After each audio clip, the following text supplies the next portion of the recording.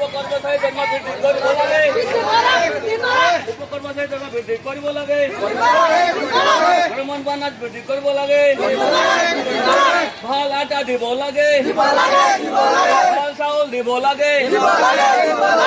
বাংলাদেশ জিন্দাবাদ, জিন্দাবাদ, জিন্দাবাদ। সামজু জিন্দাবাদ।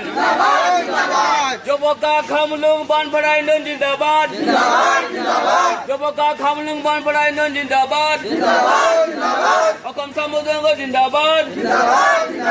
অসম সামুদ্রাঙ্গ জিন্দাবাদ। অসম সামুদ্রাঙ্গ জিন্দাবাদ।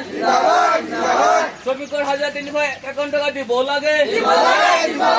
শ্ৰমিকৰ 1351 টাকা দিব লাগে। ঘৰসমূহ মেৰামতি কৰিব লাগে। প্ৰত্যেক পৰিয়ালে পায়খানা দিব লাগে। বুকু দেখুৱা পানী দিব লাগে।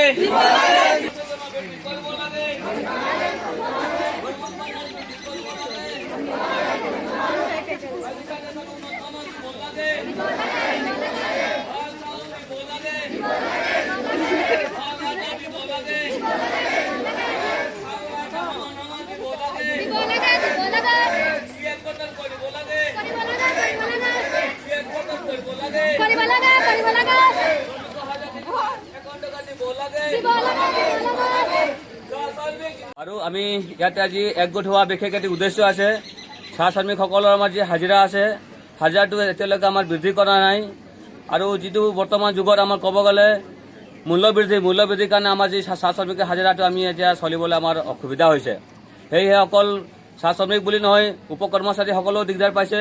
আৰু সেই হাজিৰা বিচাৰি আমি আজি প্ৰতিবাদ কৰিছোঁ, আজি ধৰ্ণা দিছোঁ। লগতে আমাৰ যিবিলাক আটা চাউল দিয়ে সেইবিলাক চব উন্নত মানৰ নহয়, সব নিম্নমানৰ। আৰু আটাটো যিটো খাব পৰা নহয়, সেয়ে আমি আমাৰ বাগিচাৰ মালিকসকলক জনাব বিচাৰোঁ যে আমাৰ যি আটা চাউল দিয়া উন্নত মানৰ লাগে, দিব লাগে। লগতে আমাৰ মেডিকেলৰ যিবিলাক স্বাস্থ্য বিষয়া আছে, স্বাস্থ্য বিষয়া আমাৰ লাগে, অৰ্থাৎ আমাৰ ডাক্তৰ লাগে।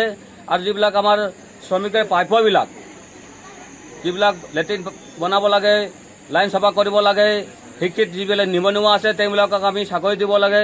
কিন্তু এতিয়া মালিক পক্ষে আমাক সেইবিলাক দিয়া নাই। আৰু সেইবিলাক অজস্ৰ বিষয় লৈ আজি আমি প্ৰতিবাদ কৰিছোঁ। আৰু ইয়াৰে পৰা আমি আজি মালিক পক্ষে জনাব বিচাৰিছোঁ, যদি অনাগত সময়ত যদি আমাৰ দাবীবিলাক মানি নলয় তেনেহ'লে আমি ইয়াতকৈ আৰু জংগী আন্দোলন কৰিবলৈ আমি বাধ্য হ'ম। ইয়াকে জনাই থলোঁ।